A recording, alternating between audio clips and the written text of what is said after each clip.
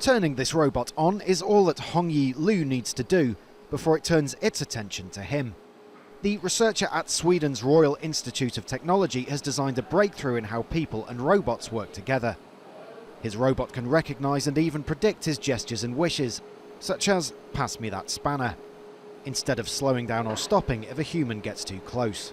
Basically, I want the robot to work with me similar as a human co-worker, to hand me over the right tool at right time at right location, which is not happening right now in the industry. So I wanted to break the barrier between human and robot.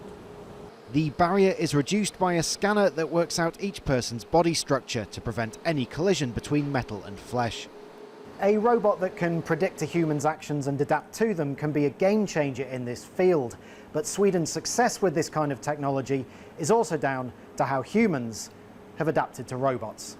Swedish heavy industry already makes wide use of robotics. Workers' fears of being replaced are eased, at least in theory, by a generous welfare state and strong trades unions that insist on retraining when a machine takes over.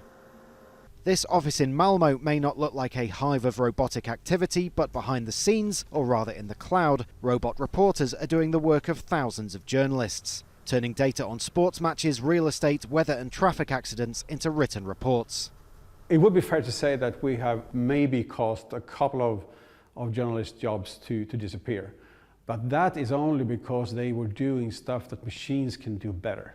We do the simple, repetitive reporting. They can do the more qualitative, high-level reporting.